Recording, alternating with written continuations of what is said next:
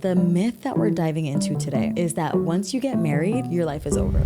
This whole idea that dreaming stops once you get married, that you just become this dimmed down version of yourself, just isn't supported by attachment science. Something that I would love for you to speak on that I think men struggle with a little bit more, and it's this idea that you have to be rich before getting married. What do you think about that? They call him a high value man. So if you're getting with somebody whose faith is super dull, You got with a piece of clay, not a piece of iron. You got with some Play-Doh. This was 1 year ago on the relationships Reddit. My fiance is way out of my league.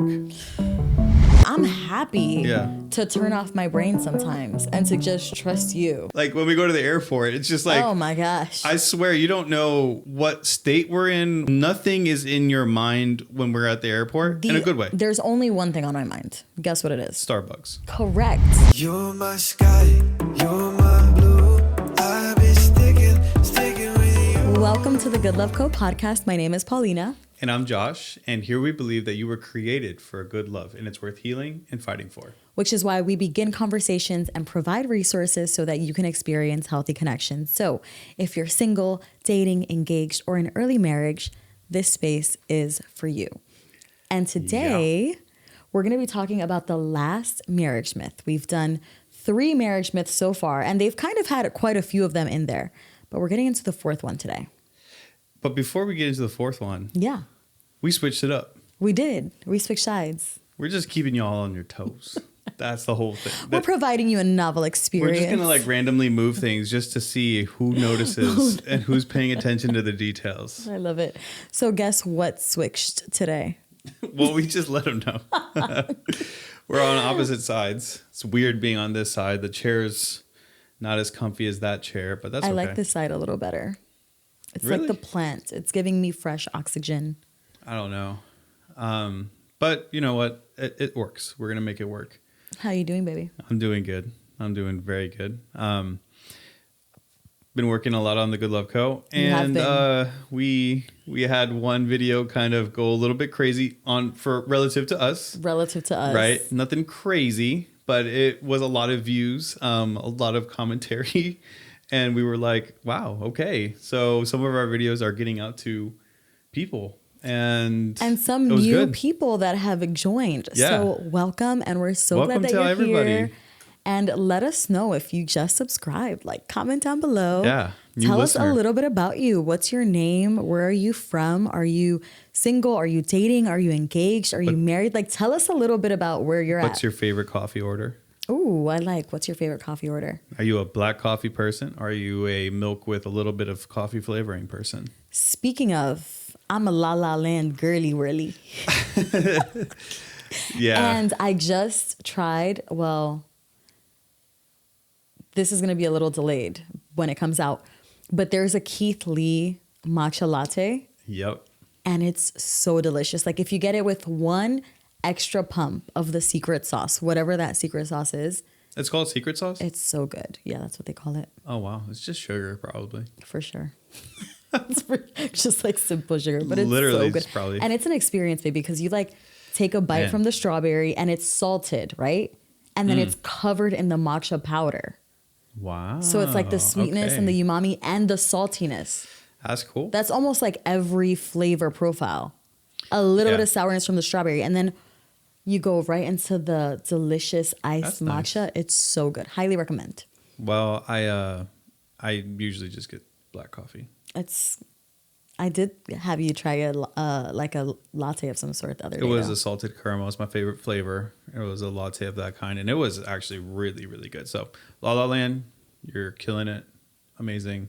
Keep it up. We really appreciate your good work. Yep.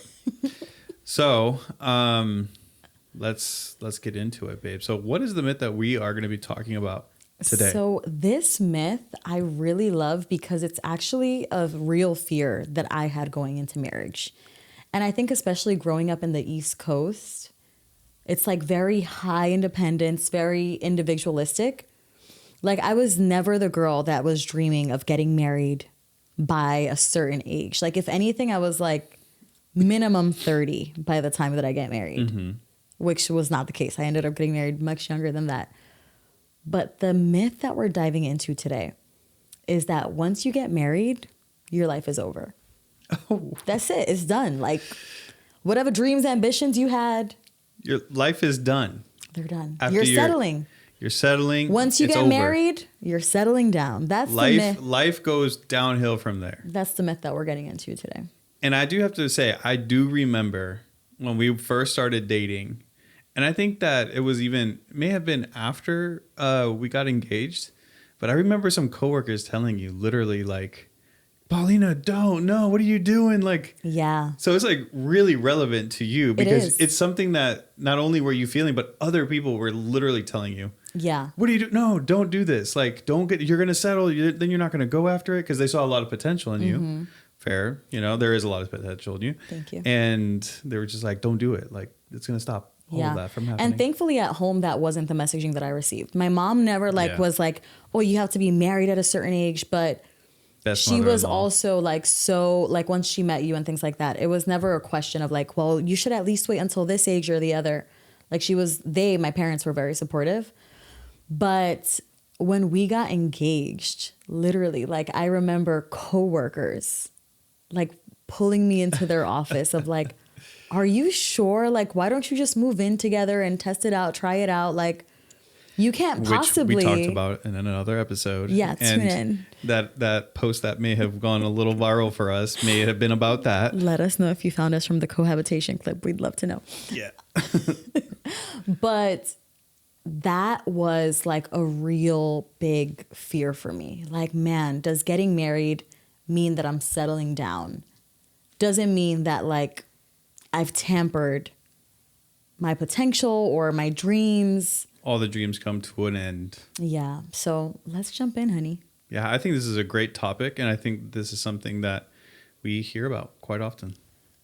So the whole idea of your life is over when you get married, is that like over dramatic, or do you think that that's something that other people feel? Do I think it's over dramatic to think that, or that other people think that? Like, do you think that that was a singular thing for me, or do you think that other people kind of experience other people that? experience that 100%. I think that we live in such a culture that's so independent minded, right? Like independence, do what you want when you want.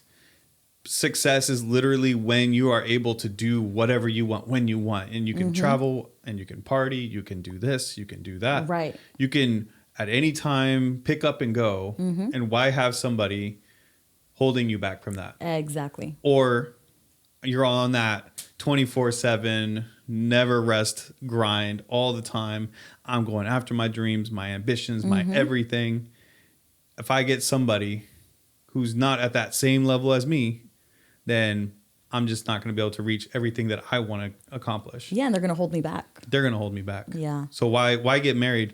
Why settle? Why get into a thing of, and I think like a lot of times we just think marriage means, oh, we go then get a house and a white picket fence. That means that we have to have then 2 kids. And we have to have a dog. Half? That's like the statistic. It's like 2.5 kids. Can't have half a kid. But that's so funny. But like that idea of, you know, that's the idea that we think marriage is. And to be fair, if that's what you only think of marriage, then yeah, I could kind of see people having that fear of settling down, suburban life. That's what it is now. But thankfully, like even in our marriage, that's not what we experienced. I think that something so important to recognize is, first of all, not everybody is called to marriage. Yeah. So very good point. In the life of a Christian, and I actually read this in one of Jackie Hill Perry's books, Gay Girl, Good God. And she wrote about how sometimes we idolize marriage as Christians. Like if the varsity version of Christianity is like those married people over there. And that's not the case. Like even in the early church, it was like the holy ones that were actually out here doing the work of the Lord were not married. It's like, no, focus fully on getting the gospel out. So I think that that's really important to highlight, that the goal of the Christian life isn't to be married. Well, the Apostle Paul literally talks about that and literally says that some of you, it's better for you to not get married so that you can devote yourself fully. Exactly. You know, but there are people who are called to marriage and some people that are not. And one is not better than the other. Yeah. And that's an important distinction. I think that's really good that you brought that up.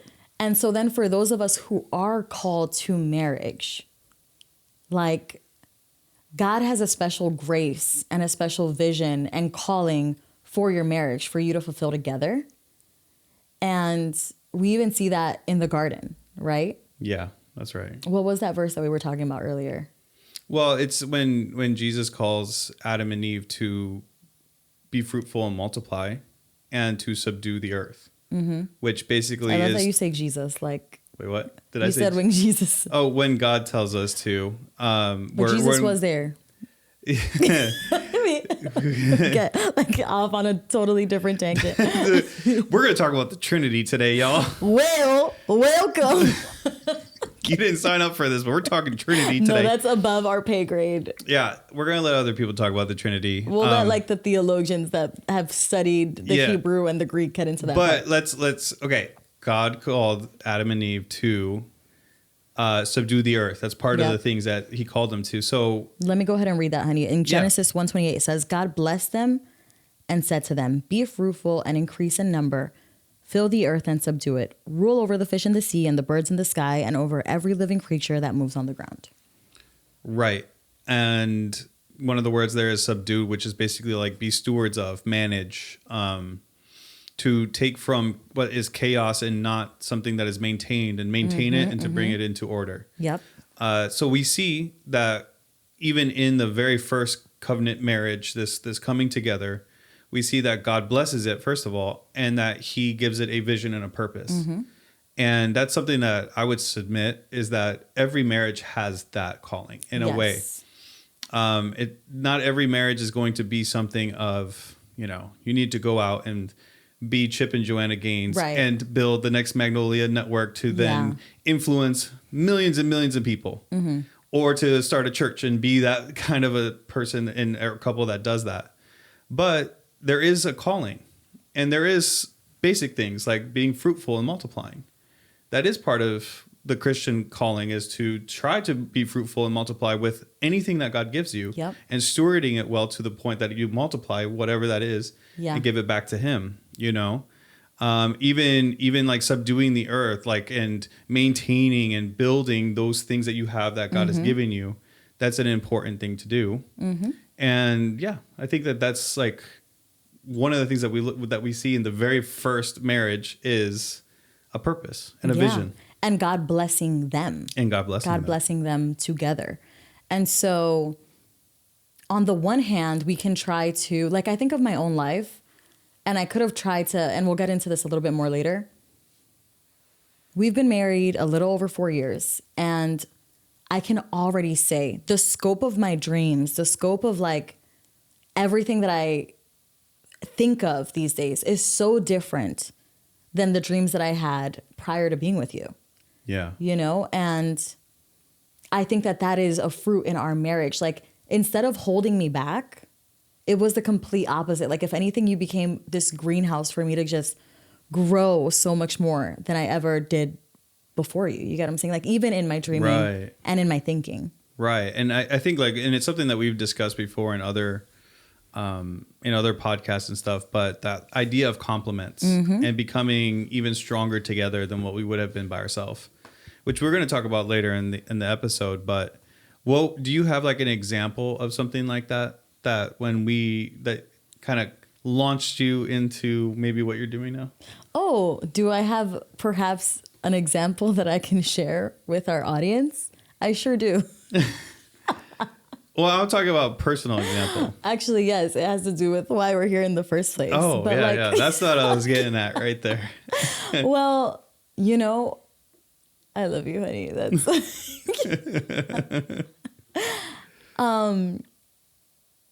it's so funny because before I remember when we were first dating, I would barely even like dream like when I slept. Yeah. Literally, like I'd barely dream. Yeah. Like every day we would talk about like, good morning, how are you? Like, did you have any dreams last night? And I'd be like, no, I didn't. Now I still don't dream as much, but I definitely dream more. But I think it's a little bit symbolic of, again, like I said, even how big I dream. Yeah. Right. But like even being a therapist, a marriage therapist, I remember I got my degree in like my undergrad degree. And one day we were driving and I was just like, what's next for my life? Like, what is going to happen? Yeah. And you didn't say to me, what's next for you is that you're going to clean the house for me and you're going to be my maid. You're going to go make me a sandwich. Which I think is like, we don't say it like that so obviously, but I think that that's a real fear that people have of like, especially women. Like I can hear that. when I get married, I'm just going to be this sense. person's servant. I'm just going to be doing things for him. And God has placed things within me that I know I'm meant to accomplish. Anyway, all that to say, I had some dreams, but it was kind of just like all over the place. Like I didn't have any specific direction. And I remember you looked at me and you were like, if I was a betting man, I'd say you'd become a therapist. And it all like everything lined up and clicked for me. Like my whole like life, all the experiences, like it just made sense. But I had considered so many careers and never the career, like seriously considered becoming a marriage therapist. Yeah. But that was something that you saw in me from your eyes of love toward me and from seeing my strengths and my weaknesses and all the things. You were able to point that out and take that out from me. Which I think is one of the best things about marriage is that if you have somebody that truly loves you and wants to serve you and sees the best in you that maybe you don't even see in yourself and can call out that potential and call out that purpose in your life, that's one of the things that marriage does. Yep. And again, we're going to talk a little bit more about some of the different things in marriage that happen. But, you know, one of the things that I've seen and that we've experienced is that we push each other closer to Jesus. We talked about that in the last episode. Marriage is not necessarily about just all about our happiness, but becoming more like Christ. Yeah. And becoming more like Jesus and that other person pointing us towards him and our purpose and calling towards what he's calling us to. And I think a parenthesis for that as well, for the single people who may be watching, is that as you are choosing, right, who to be with, I think a lot of times we talk about partners and we talk about a good and a bad partner, right? Like the guy who's like clearly toxic and not great, and then the guy who's good. But oftentimes, like, you're going to have good options, like good people that are people of God and are wonderful. And that's where it's so important to ask the Lord, God, who do you have for me to partner with to further the kingdom, right? Yeah. Because he knows who that mate and who that partner is.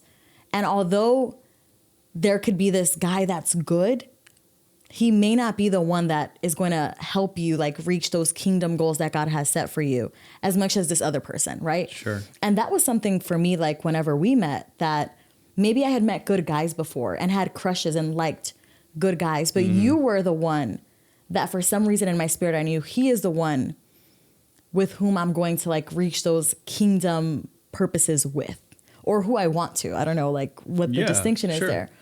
But that was something that I was clear on. I love that, babe. So yeah, shout out really to you. good. I love you. Yeah, and again, I mean, it's just it's a beautiful thing. Yeah. If that's something that you're called to, you know, and that marriage is something that you feel that is you're going into and that God has called you to. We hope that we could a little bit, even with our own personal story, help burst some of those myths, you know, like destroy some of those stigmas that culture will put onto marriage. And to the independent girlies, I am too. Like, I've always been so driven and I've enjoyed working and all the things. And truly, like, I even think about grad school. You never held me back from going. Like, if anything, you were the support that I needed. You get what I'm saying? Like, you stood up with me and we did all the, you know, overnight things and like me writing papers and you being there with me. Or even me studying for my licensure exam and you would bring me my Cheetos and my Alani to get me through, you know? Yeah. But it's like you were not a hindrance in any way. On the contrary, you were just like pushing me and helping me and lifting me up when I really, really, really needed it. That's good. And it's so interesting because on the other, like the continuation of that is, okay, maybe my life isn't going to end when I get married. But it's going to change so much and it's just going to completely kill my ambition. Like, forget about ambition and all these things. And I think on the one hand, as people of God, it's like, that's almost a good thing. Like, God, get rid of my selfish ambitions. Yeah, that's good. And to have somebody else with you that has calling over their life as well, I don't know, it helps us reframe and it not just be about like me, and what I want, right? It's a constant like, God, where? Because there are seasons in marriage where you're the focus and it's about like God is sharpening and doing something within you. And I come into a support role and vice versa. Yeah. Right? Yeah. We've seen that. Absolutely. In just the 4 years that we've been together. And I'm sure that there's going to be more of that. So I think that that's not necessarily a negative thing. Well, could I just add just really quick, which is why we have talked about in previous episodes and we will continue to talk about in future episodes, the importance of picking the right person.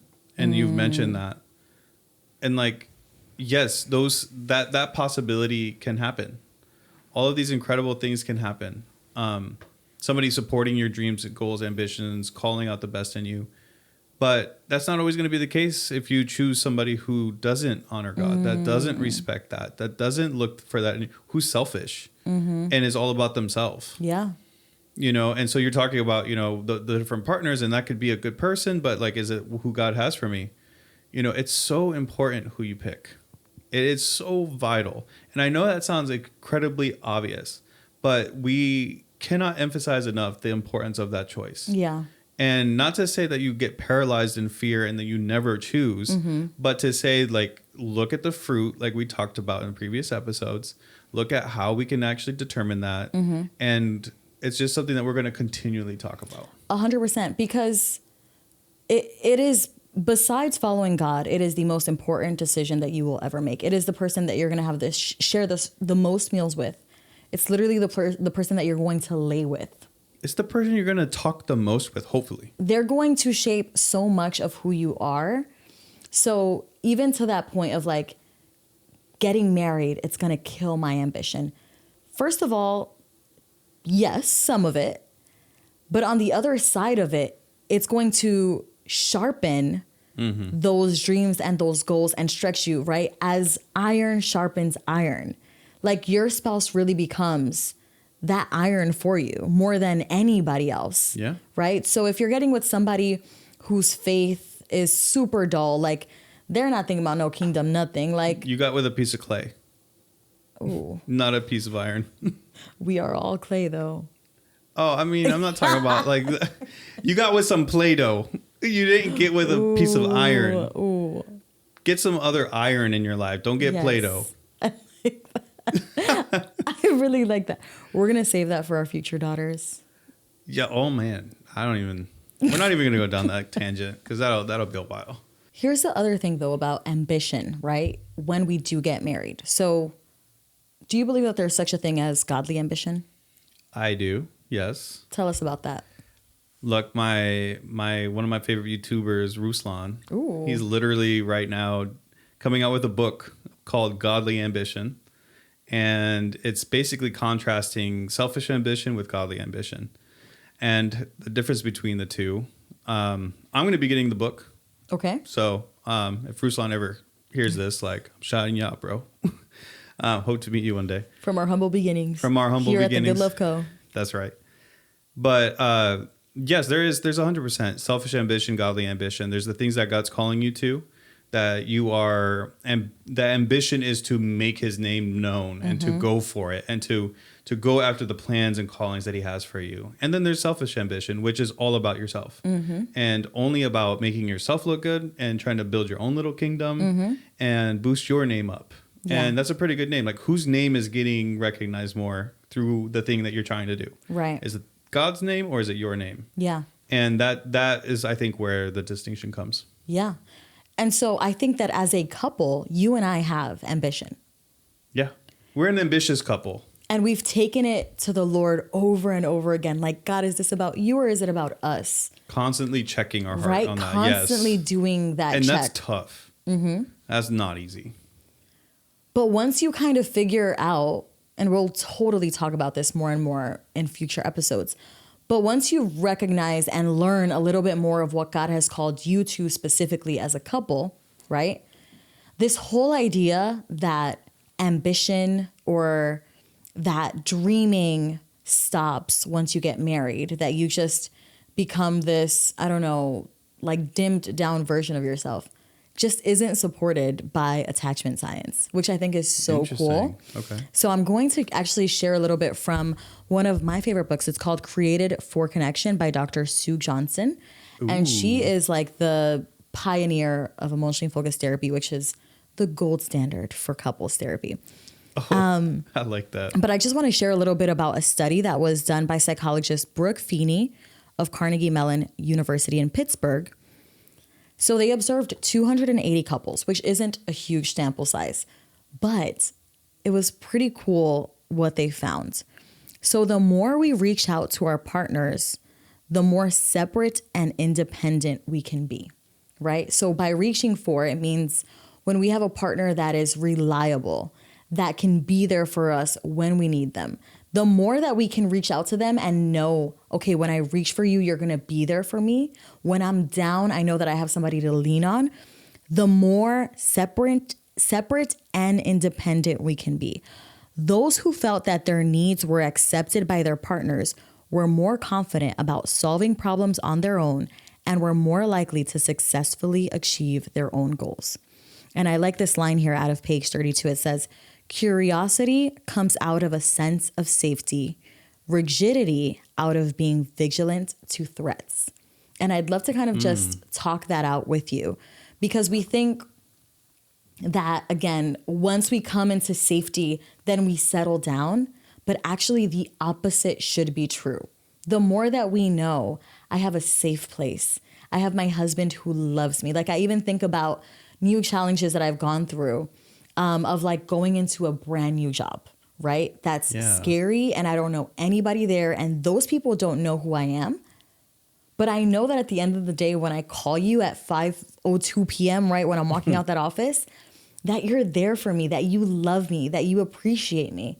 And so I have that safety to be curious and explore these things that are pretty scary, right?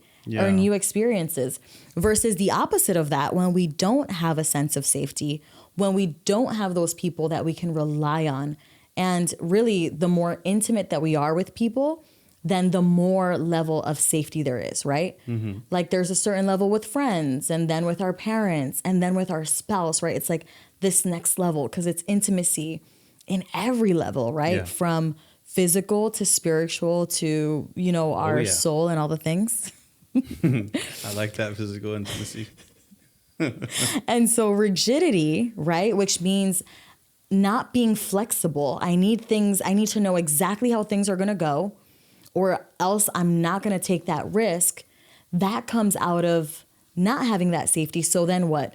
We're more vigilant. I have to be aware of everything. I have to make sure that so then I have to go out and establish that safety, which then limits my options, right? Because you can't possibly establish safety in every place that you're in. Right. So I think that just learning that about secure attachment and attachment science in general was so interesting to me, because it completely goes against what we believe happens in relationship, of settling down, of, oh my gosh, my best days are behind me. Like, no, your best days are absolutely ahead.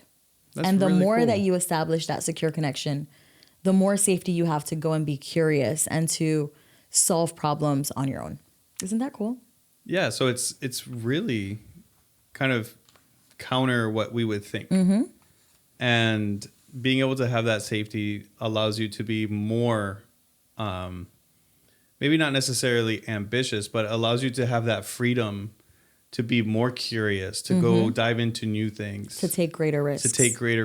To try new things, to learn new things, to go out and do it instead of constantly just being defensive and the world isn't safe. Or, man, I have to prove to all these people who I am, because like nobody actually knows me.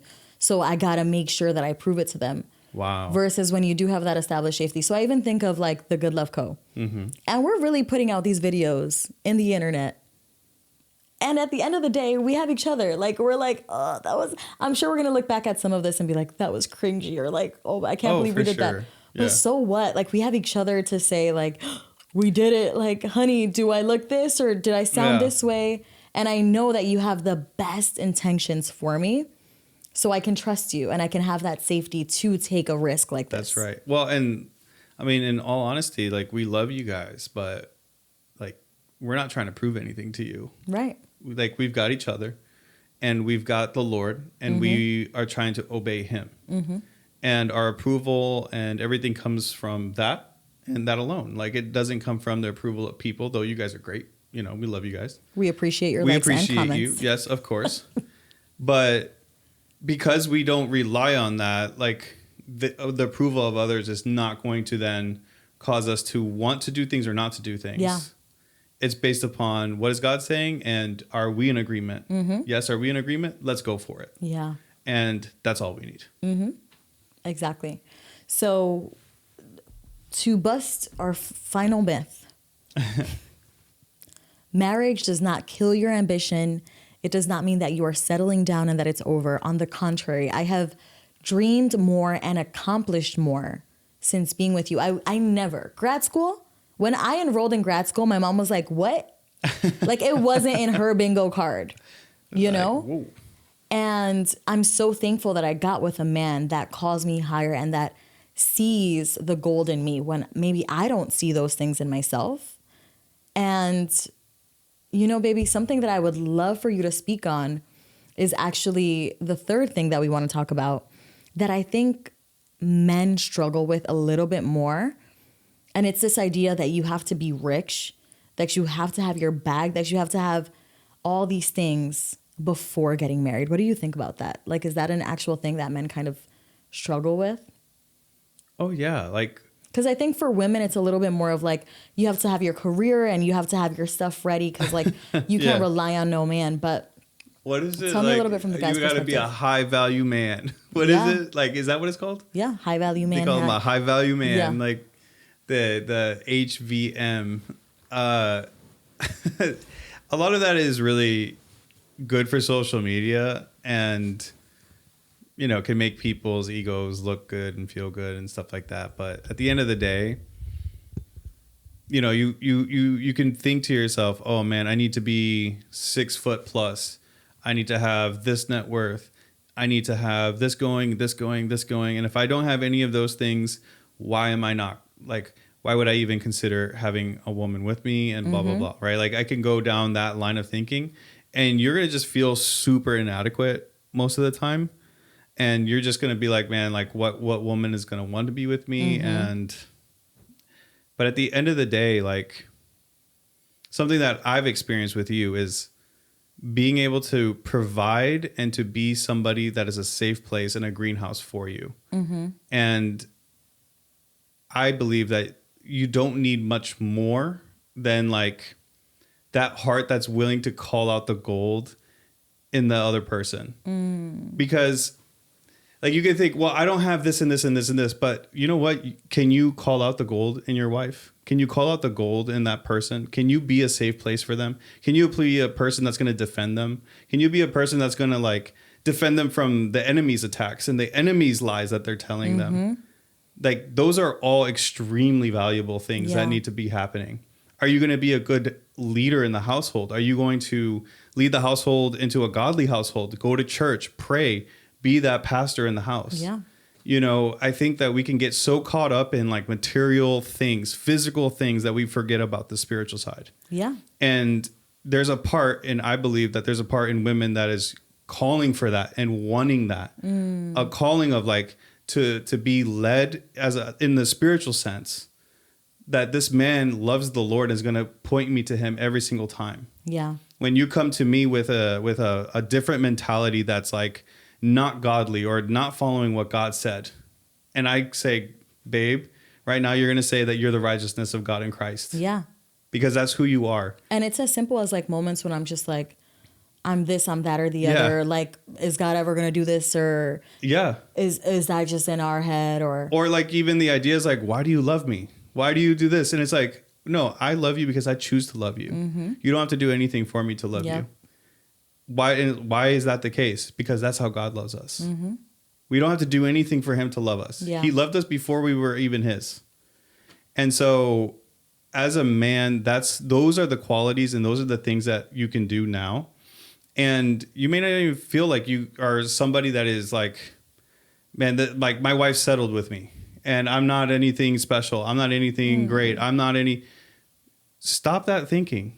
You get to choose now how you want to be. And you can choose every single day to be that type of man that I'm going to lead my wife.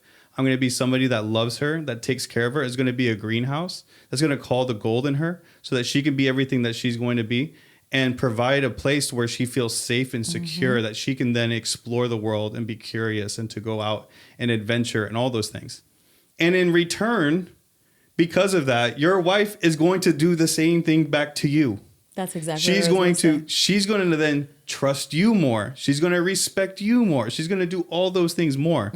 Because you, as a man, if you live a life submitted to the Lord and are truly just trying to follow his ways and just try to be more like him, you're going to see your wife all of a sudden starting to respect you more, love you more, submit to you more.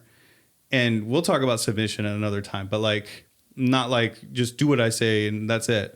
But like truly wanting to be like, what do you have to say, husband? You know, like I'll do it. Whatever you tell me, I'm going to do it because I trust you. I think you just hit it on the nail. I think when it comes to submitting, really the way that I don't even think about it, but it's just like I trust you wholeheartedly. I trust you to truly have my best intent because you've shown me that. Right. Over and over again, you know? And that doesn't mean, by the way, that as a man, you have to be perfect. No. That's not what we're talking about here. You cannot be, I'm not perfect in any way. Yes. No. I'm kidding. I'm not perfect in any way. And I don't want to put that pressure on, like, you have to be this perfect, godly man. It has to be a man that's humble and willing to just have a malleable heart that's willing to be corrected, be pruned, and just follow and be sensitive after God's own heart. And that's part of the trust is like, man, babe, I messed up in that. I'm sorry. Like, I'm sorry that I spoke to you that way. Like that, I'm sorry about that. Yeah. Hey, I forgot about that. I'm sorry. So because I've seen that humility, even like in struggles that you have and the way that you set up accountability and parameters, I'm like, no, I can trust you. You know, and so it's like, submit to me. But it's like, on the contrary, like I'm happy to turn off my brain sometimes and to just trust you. You know what I mean? And that's such a joy. Yeah. Like even like when we go to the airport, it's just like, oh my gosh, I swear you don't know what state we're in, what country, what time it is, what day it is. Nothing is in your mind when we're at the airport in a good way. There's only one thing on my mind. Guess what it is? Starbucks. Correct. That is the only, not even, you already know. So you find the Starbucks and I just follow. And it is lovely and wonderful. In so many ways, as a man, I genuinely love that. I love that feeling that my wife is at ease and she can just relax and enjoy and be and at the airport, like turn off her mind because like I'm going to take care of things. Sometimes I'm also the pack mule and I just have to like carry all the bags, but it's a joy because I love to do it, you know, and then you love to follow. And it's a good back and forth rather than one person just trying to force it without trying to do it God's way. Yeah.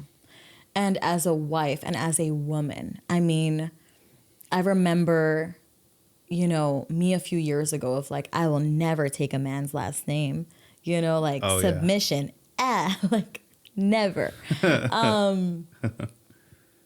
And God has blown me away with a man that is so trustworthy, right? Because of that humility that you've shown me. And because, again, I see in you a man that has shown me over and over again that you love me, that you, first of all, love the Lord. Love the Lord. You've shown me that in your actions even before we met, right? And so as a woman, being able to just trust you, to know that you will care for me, to know that you are a trustworthy greenhouse is just like, and rather than sticking me into like a role or a box, it has caused me to dream more than I ever have, to accomplish more than I ever have in my career, in, again, my ambitions of what I hope to accomplish one day. And I'm so thankful for that. Like, I'm so thankful that I have a husband that brings those things out of me. So yeah, thank you. You're welcome. For that good love. I love it. It's a pleasure. And that's what we wish for so many others. And so it's not just an and by us the way, thing. it's vice versa, by the way. Oh. It's not just it's not one-sided here. Tell me more. What do you mean? No. Of course. Like, we could go back and forth of just like complimenting one another. But you're this and you're this and you do like, this. You're just the most beautiful person. No, but like, I wouldn't have done all the things that I've done so far if it wasn't for you and having my back, keeping me, you know, on the path, especially when I struggled like mentally, when I had like a whole anxiety attacks and all these things that were going on, which I've never experienced before. And thankfully haven't since, but like, you helped me to get through all of that. And I became a stronger and better person because of it. And you've helped me go through so many things of my worries and cares and all these things that were just clouding my mind and didn't let me just fully be me. And now I'm becoming more and more fully me, which is great. And so that's just a small thing, and I don't want to just keep going and going and going, but like, no, but it's really it cool that then attachment science shows exactly that.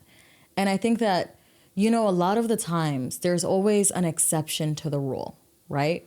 Like, hey, don't smoke or it's going to mess up your lungs and you're going to end up really sick. And then there's the person who has smoked for, you know, 80 years and they live to be 150 and they're just amazing, right? You don't make a rule based on that person. But I think part of you and I is like, actually, we've tried to follow in the things that either our parents told us or the word has told us to do. And we've seen the good fruit of that. So absolutely, we're not speaking to the exception to the rule. We're speaking to, hey, like, these are the rules of the game. These are principles. And they're going to be a blessing. These are the principles that are going to help you succeed. And so it's really, really cool when the science matches that. And in this case, it does. Like, settling down, let's not call it that. Marriage is the beginning of a beautiful chapter of a whole new book. Yeah. That really expands your horizons. And yeah, that's exactly right. It's not that perspective. It's not an ending. It's a new beginning to something else. Like, there's a newness to it, and you get to do it with somebody else. Like, you get to have this whole experience with somebody else and to share with that. And so not everybody is called to that, and that's totally fine. But for those that are called to it and are maybe a little bit hesitant because it's like, what, I want to do all this stuff. God has somebody for you. God has somebody for you. And that is going to match your ambition or match your style or match your quirkiness and weirdness and whatever you're going to go into. Or appreciate those things in you. Or appreciate those things in you. Yeah. And just know, like, there's somebody there for you. It's not going to be the end. And if you are in your marriage and you've settled into a mindset of like, well, it's over now. Like, maybe you've never verbalized that. You've never said that out loud, but that's something that you came in agreement with. I want to encourage you to rewrite that. No, that's not true. God hasn't called you into marriage and into this beautiful relationship that mirrors his relationship with us for you to go into a box and be put away forever, right? And it's messaging that, especially as girls, we hear all the time, like, girls just want to have fun. And there's a verse, like, it says, some boys take a beautiful girl and hide her away from the rest of the world, right? And then what does it say? I want to be the one to shine in the sun, because girls, they want to have fun. But really, like, this is messaging that we receive. Like, it's all we're going to get hidden away. Sure. It's like, it's ends, it's over. And so I want to encourage you. That was a fear that I've had. And my experience has been the complete opposite of that. So allow God to work in that part of your heart, and that it's not over. Like, on the contrary, it's like allow God to open your eyes to what he has blessed and called your marriage to, and partner with that. Like, it's so worth it to do that. Yeah. And is there anything practical that you would, let's say that there is a person out there that's like, man, I just have settled and I feel like there's just no hope for me. There's nothing that I can do. And like, what would be just a simple thing that they could do to just kind of get out of that? Mm-hmm. I mean, you did mention, like, first of all, acknowledge, realize, come to the understanding that yes, there is more and there's more possibility out there. Mm-hmm. And this isn't the end. So I would say, first of all, it's the reframing, right? Where you've come into agreement with, I've settled down, it's over. I want you to instead pause and see what God did with Adam and Eve, right? He blessed it. He blessed that covenant. Mm-hmm. And we see that all through scripture. So number one, understand that. And number two, if you've never heard this before, God has a mission and a vision for your marriage. Right? We are God's workmanship, created in Christ Jesus to do the works that he's prepared in advance for us to do. If he has given you your spouse, he has works prepared for you to do. So start talking. What are the things that like spark something within you? God is probably inviting you into that. And maybe it's something within your hands already. Maybe it's your children that are already in your home. Like, I'm so excited for that chapter with you. For us, we know that it's to encourage couples and young marriages. And so that's what we're doing at the capacity that we can, and so maybe that looks like serving in your church and starting a small group where other couples can come and be encouraged. So good. I don't know what that is, but God does have something prepared for you to do. And there's a purpose. Lean into that together. Start having those conversations. So I guess like the very first thing is go to the Lord and ask him. Yeah. Start asking him what that is and start seeking after him, start getting close to him in that and seeking his heart. Yeah. And again, we mentioned it before, but like we can easily say, oh, like people might take it away and be like, oh, well, we have to start a podcast. We have to start a big thing. We have to do this. And it's like, hold up. Maybe it's possible. Mm-hmm. Maybe that could be it. But maybe it's like right now, focus on your children, build them up. It could be as simple as that. Make them into strong. That's not simple. That's the most important work. Yeah, that's right. It's not simple. Yeah. But, or even if it's just like take your home, clean it up and make it and steward it really well. Again, not simple for some people if it's really messy or whatever the case might be. But it's these things that like we can kind of take for granted that God is literally as entrusted and is giving you to be a steward over. And sometimes we can think about not thinking about those things and think about like, oh, but I want to start this business and I want to have this platform and I want to do all these things. Mm-hmm. And God's just like, no, I just want you to steward what I've already given you. And I want to say to that as well, honey, is like with you in your imperfect human love, the way that you've shown up for me and just, again, consistently shown me that love showed me so much about the Father's love, right? I think sometimes with our parents, we want to make them proud. Like that's just something innate in us.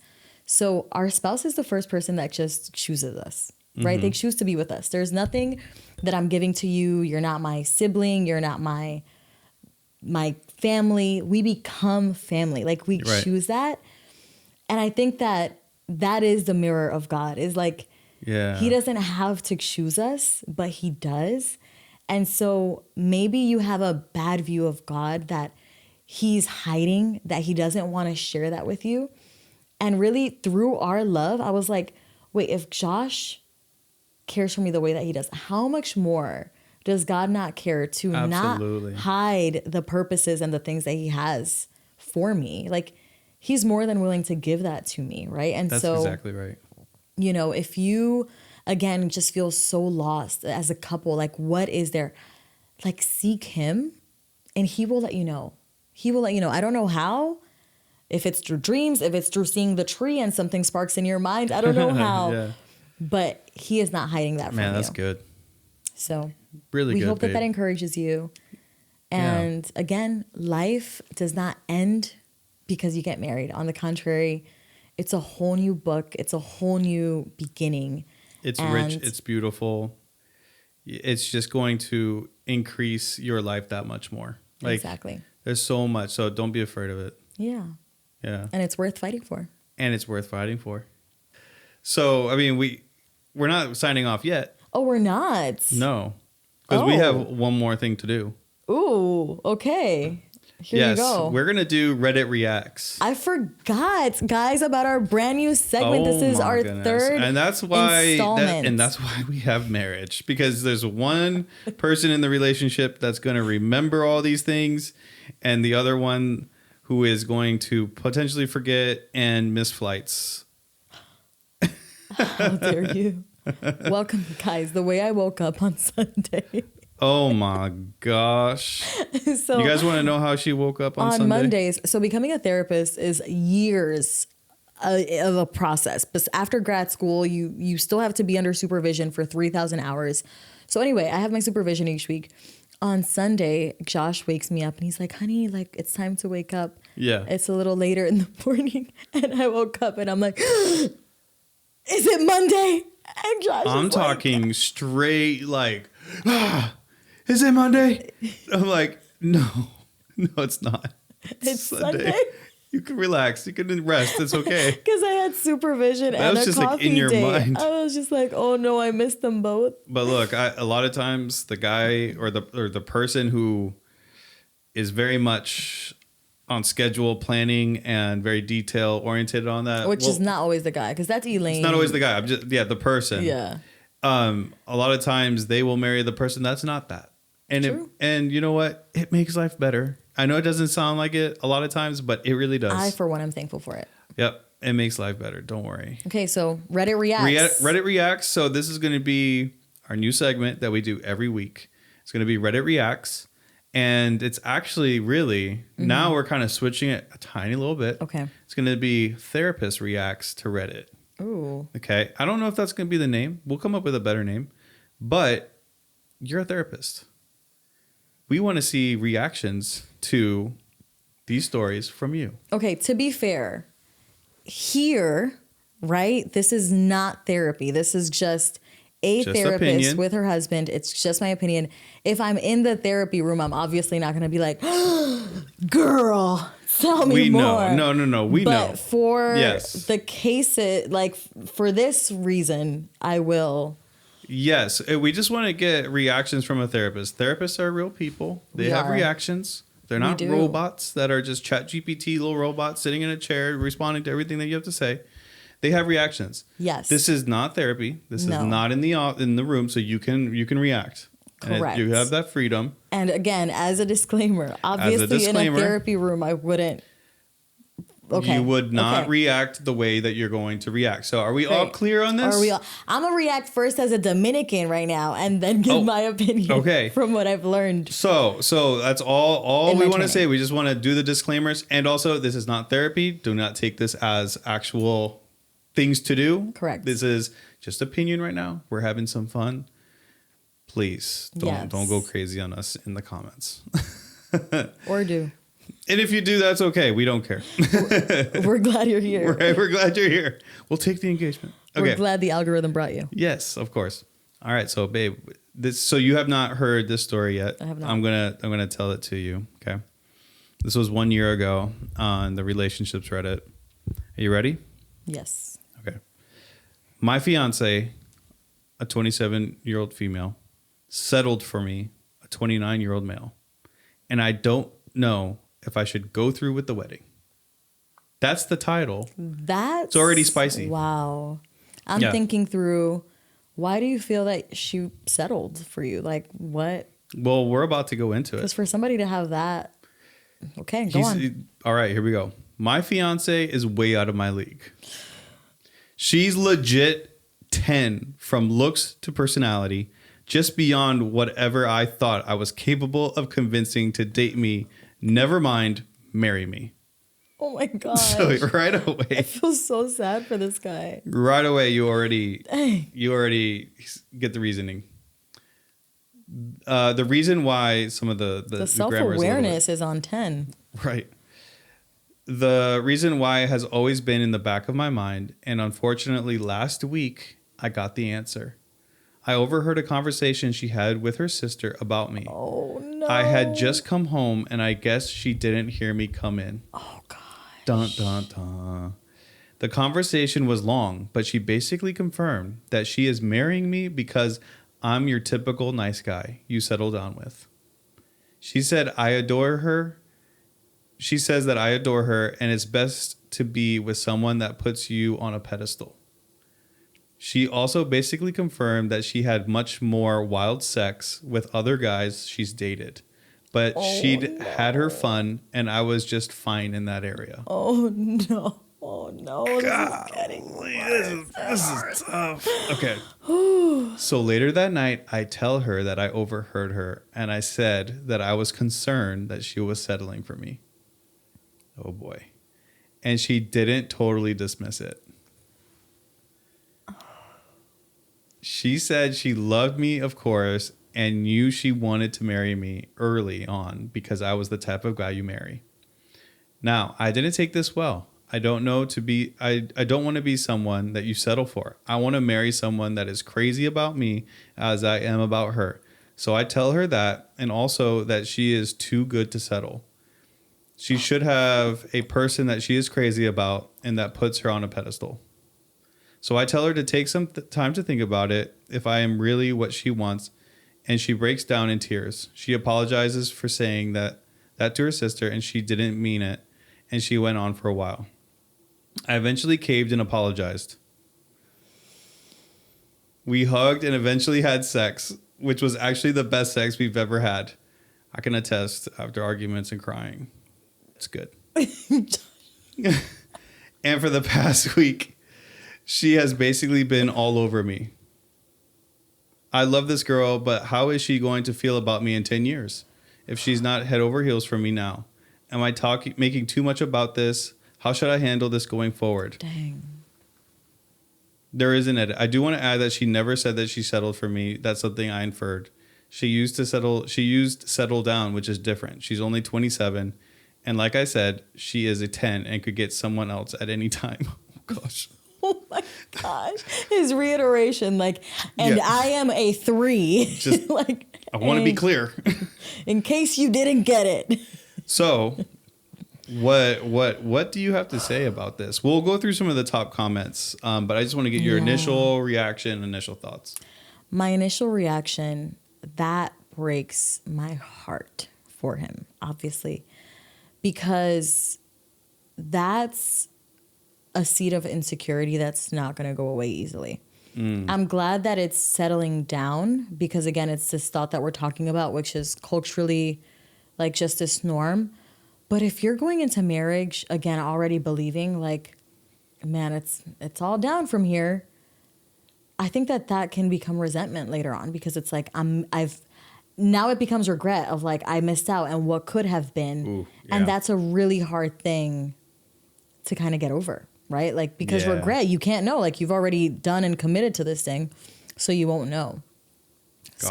So that's just kind of my initial thought. And as I think about just security within that relationship, he's kind of always going to be looking over his shoulder unless there is a repair that happens because he doesn't believe that he's good enough for her. So as soon as there is a guy that is more attractive introduced to the friend group or that at work, he's going to be wondering, even if she really is just set on him, he'll be wondering, is he better for her? You know what I mean? So it really needs to, that insecurity has to be taken care of. Yeah. Which that insecurity could have come from lots of different reasons from his past, right? It's almost like a rupture, right, is what we call it. And so with that, you can't just leave it bleeding out. You do have to go and like tend to that. And how do we do that is really getting down to more of what she meant, getting additional context. Right. In couples counseling, I would have individual sessions with her so that she could really reach that clarity of, is this really something that you want prior to committing to the marriage? Because that's not fair to him. And if it is really something that you want, then we need to really clarify to him, your intentions and where you're at. Yeah. Okay. So that's your initial reactions. Here's some of the top comments. Philosopher King says, he quotes him, my fiance is way out of my league. He says, not a great start, Bob. Is the guy's name Bob? I don't know. Gosh, please tell me. I don't see the name on here. But yeah, not a great start. The next comment is, Settle down and settle for are two wildly different things that I feel you're getting confused. Settle down means finding someone mature to marry and grow old with. There's no implications that the person you do this with isn't someone who you're crazy about, but maybe an implication that they're mature and are past their crazy/party days. Settling for it does have the implication that you're not wild about the person, but they're good enough. It sounds like your fiance said settling down and you interpret it as settling for. I think you need to just slow down and take her at her word. Is that fair? Is that good advice? It's good, but I mean, without just opening those doors wide open for her to have that space to really explore, what do you actually mean? Like, no judgment. Let's really figure that out. Yeah. I think that insecurity is just going to stay there and it'll just grow. Well, that's and good. if it within her, it is like, I am settling down, again, that will only grow. Yeah. Well, that's the next comment. It says, as long as you believe this, the relationship will be infected by your own insecurities. Don't be anyone's backup plan. Yeah. And I totally agree with that. I don't think that that's fair to anybody. Like, if she thinks that she is out of your league, and maybe she objectively is, like, this guy also seems super self-aware. Like, he really cares for her, and he also deserves that love in return and for somebody to be in awe of him, right? Yeah, I and 100% so agree with if that. she believes that she is settling down and that is clarified, then I think they should Right. split Stand up, King. You're good. Here we go. Next one. This will be the last one. I think it bears more serious discussion with her and possibly couples and premarital counseling. She may have genuinely realized that there is something to having a stable guy that she can rely on, even if it isn't true as exciting as a hot a-hole. She isn't choosing you at the end. She is still choosing you at the end of the day. At the same time, I totally get your hurt and concern, which is why I think counseling might be the right approach. That actually is a great question. Do you think that it's good to have couples/premarital counseling? That's a great question. I think that premarital counseling can be helpful in the cases of, you know, maybe you both have past relationships, past marriages, right? So you want to make sure, like, even as it relates to blending a family and all of that, that you guys are on the same page. But there's an expectation sometimes for premarital counseling, like that you're going to come into 8 sessions and that you're going to figure it out. And the trouble that I have with it is that there really isn't that security established because this person is still kind of like unsure about you. Right. So I think it can be helpful, again, to provide a third party to help provide clarification, but it shouldn't be a place of like, I'm relying and leaning on you to heal and to be an attachment figure for me. I don't think that it's really possible to do that. Yeah, it's that's a few of these people are literally saying a lot about counseling, get premarital counseling, get pre-marriage counseling, whatever it is. There is the Symbis. Are you talking about Symbis in that, or are you talking about like just premarital as in like we're about to get married and it's not necessarily like church premarital counseling? No, in their case, they can do Symbis. That's great. That'll be later on down the line. Symbis is awesome and fun and great. Which is mainly like just like the basics, getting like the compatibility, some of the main ideas and ways to communicate. Yes, but for them specifically, again, they need clarification. Okay. I think another thing too with this specific couple is she's saying I'm settling down, right?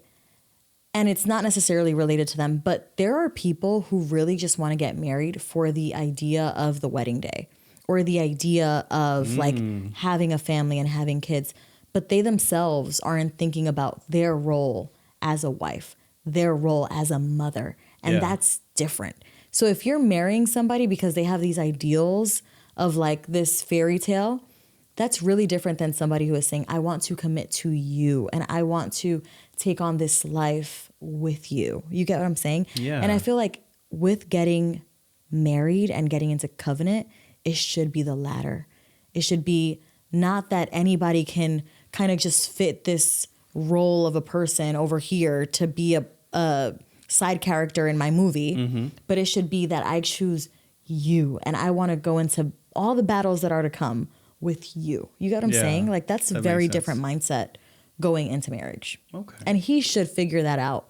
Does she just want a guy to settle down with and anybody will do? Or does she really want him to go through life with? Yeah, and that's really good.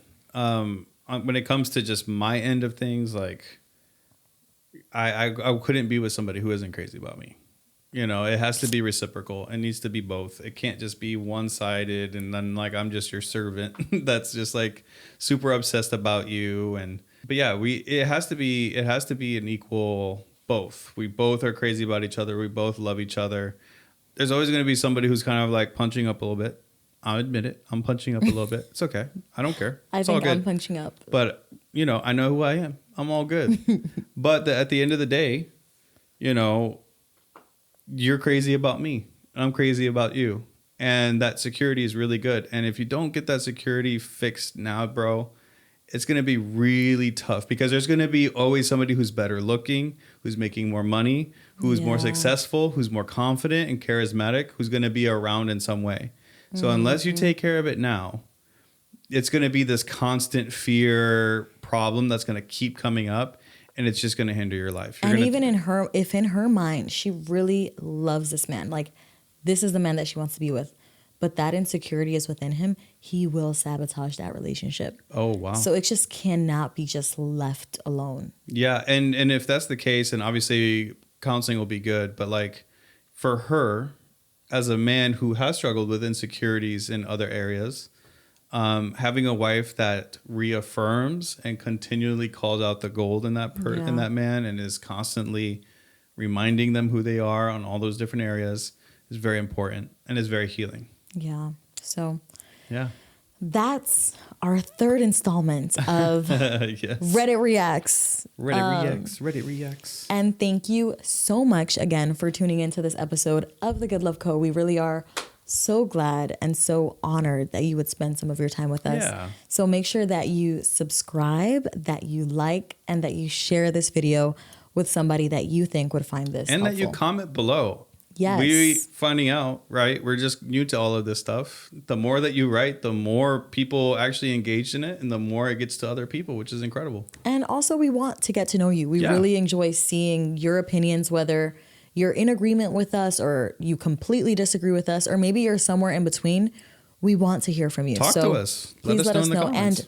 And a little last favor to ask is if you are somebody who perhaps had this same fear and you're married now and you're thinking to yourself, oh my gosh, I can't believe I used to think that way.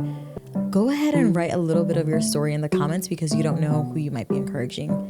And that's the beautiful thing about community. Your story actually helps and it helps other people. And that's what we're hoping to build over here. So thank you again for tuning in, and we'll see you next Tuesday. See you next week. You're my sky, you're